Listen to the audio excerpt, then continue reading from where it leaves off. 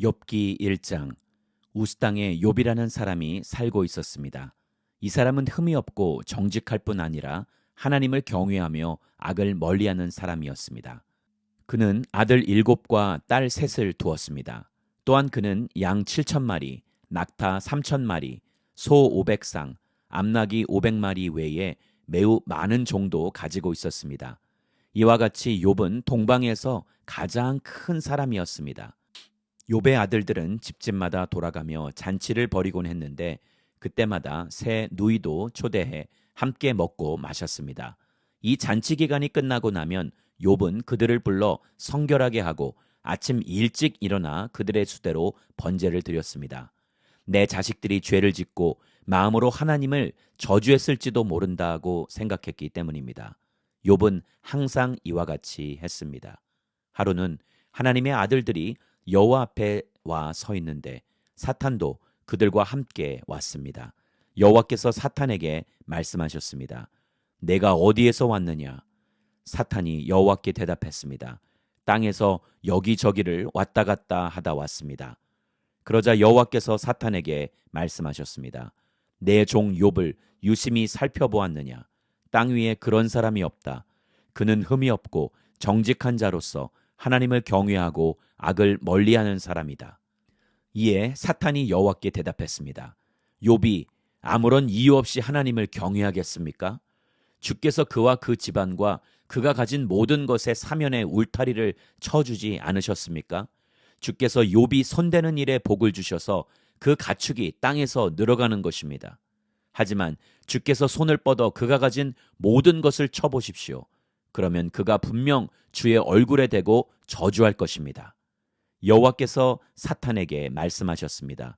좋다. 그의 모든 재산을 내 마음대로 해도 좋다. 그러나 그의 몸에는 손가락 하나도 대지 마라 하시니 사탄이 여호와 앞에서 물러났습니다. 하루는 욥의 아들 딸들이 맏형의 집에서 잔치를 벌이고 포도주를 마시고 있었습니다. 그때 한 심부름꾼이 욥에게 와서 말했습니다. 소들은 밭을 갈고 있고 나귀들은 그 근처에서 풀을 뜯고 있었는데 스바 사람들이 갑자기 들이닥치더니 그것들을 빼앗아가고 종들을 칼로 쳐 죽였습니다. 나만 혼자 피해 이렇게 주인님께 말씀드리러 온 것입니다. 그가 아직 말을 채 끝내기도 전에 다른 사람이 와서 말했습니다. 하나님의 불이 하늘에서 떨어져 양떼와 종들을 다 집어삼켰습니다.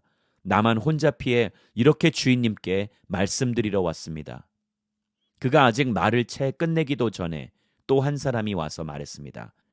갈대아 사람들이 새 무리로 떼를 지어 쳐들어와서 낙타들을 빼앗아가고 종들은 칼로 쳐 죽였습니다. 나만 혼자 피해 이렇게 주인님께 말씀드리러 왔습니다. 그가 아직 말을 채 끝내기도 전에 또 한 사람이 와서 말했습니다. 주인님의 아들 딸들이 맏아드님 댁에서 잔치를 벌이며 포도주를 마시고 있었습니다.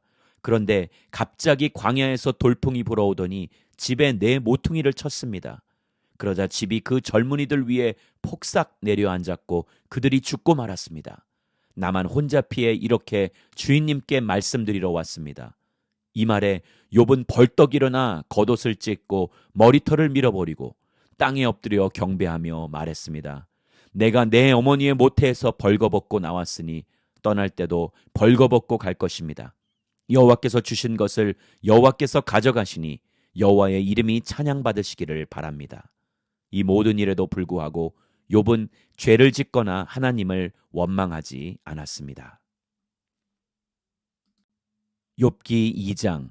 또 하루는 하나님의 아들들이 여호와 앞에 와 서 있었는데 사탄도 그들과 함께 와서 그분 앞에 섰습니다. 여호와께서 사탄에게 물으셨습니다. 내가 어디에서 왔느냐? 사탄이 여호와께 대답했습니다. 땅에서 여기저기를 왔다 갔다 하다 왔습니다. 그러자 여호와께서 사탄에게 말씀하셨습니다. 내 종 욥을 유심히 살펴보았느냐? 땅 위에 그런 사람이 없다. 그는 흠이 없고 정직한 자로서 하나님을 경외하고 악을 멀리하는 사람이다. 그리고 내가 나를 부추겨 아무 이유 없이 망하게 했는데도 그는 아직까지 충성심을 잃지 않았다. 그러자 사탄이 여호와께 대답했습니다. 가죽에는 가죽으로 해야지요. 사람이 자기 목숨을 위해서는 가진 모든 것을 다 내주기 마련입니다. 그러니 손을 뻗어 그의 뼈와 살을 쳐보십시오. 그러면 그가 틀림없이 주의 얼굴에 대고 저주할 것입니다. 여호와께서 사탄에게 말씀하셨습니다. 보아라, 그가 내 손 안에 있다. 그러나 그 목숨만은 살려두어야 한다. 그리하여 사탄은 여호와 앞에서 물러가 욥을 그 발바닥에서 머리끝까지 악성 종기가 나도록 쳤습니다. 그러자 욥은 잿더미에 앉아서 토기 조각을 쥐고 자기 몸을 긁어댔습니다. 그 아내가 그에게 말했습니다. 아직도 그 잘난 충성심이나 붙들고 있다니 차라리 하나님을 저주하고 죽어버려요. 그러나 그가 아내에게 대답했습니다. 정말 어리석은 여자처럼 말하는군. 그래, 우리가 하나님께 좋은 것만 받고 고난은 받지 않겠다는 것이요. 이 모든 일에도 불구하고 욥은 입술로 죄짓지 않았습니다. 욥의 세 친구가 그에게 닥친 이 모든 고난에 대해 듣고는 각각 자기 집을 나섰습니다. 대만 사람 엘리바스와 수아 사람 빌닷과 나아마 사람 소발은 그에게 가서 그와 함께 슬퍼하고 위로할 마음으로 만나기로 약속했던 것입니다. 그들이 멀리서 눈을 들어 보았는데 도무지 욥을 알아볼 수 없었습니다. 그들은 소리 높여 울며 옷을 찢고 하늘을 향해 재를 날려서 자신들의 머리에 뿌렸습니다. 그러고 나서 그들은 그와 함께 바닥에 눌러앉아 7일 밤낮을 같이 지냈습니다. 그가 당한 고난이 엄청난 것을 보고 그들은 그에게 아무 말도 할 수 없었던 것입니다. 욥기 3장. 그 후 욥은 입을 열어 자기가 태어난 날을 저주하며 이렇게 말했습니다. 내가 태어난 그날이 사라졌더라면, 사내 아이를 배웠다고 말하던 그 밤도 없었더라면, 그날이 어둠이 됐더라면, 위에 계신 하나님이 신경도 쓰지 않으셨더라면, 그날에 동이 트지도 않았더라면 얼마나 좋았을까. 어둠과 죽음의 그림자가 그날을 가렸더라면, 구름이 그날 위에 덮였더라면, 그날의 캄캄함이 그날을 엄습했더라면 얼마나 좋았을까. 그날 밤이여, 어둠이 그 밤을 사로잡았더라면, 그 밤이 한 해의 날에서 빠졌더라면, 그 밤이 어떤 달의 날에도 들지 않았더라면 얼마나 좋았을까. 오, 그 밤이 잉태할 수 없는 밤이었더라면, 기뻐 외치는 소리가 그 밤에 들리지 않았더라면 얼마나 좋았을까. 나를 저주하는 자들, 리워야단을 깨울 수 있는 자들이 그 밤을 저주했더라면 얼마나 좋았을까. 그 밤에 새벽별들이 어두워졌더라면, 날이 새기를 기다려도 밝지 않고 동이 트는 것을 보지 못했더라면 얼마나 좋았을까. 그 밤이 내 어머니의 태의 문을 닫지 않았고 내 눈앞에서 고난을 숨기지 않았기 때문이다. 내가 왜 모태에서 죽지 않았던가. 그 뱃속에서 나오면서 왜 숨을 거두지 않았던가. 나를 받을 무릎이 왜 있었던가. 나를 먹일 유방이 왜 있었던가. 그렇지 않았더라면 지금 내가 조용히 누워서 자고 또 쉬었을 텐데.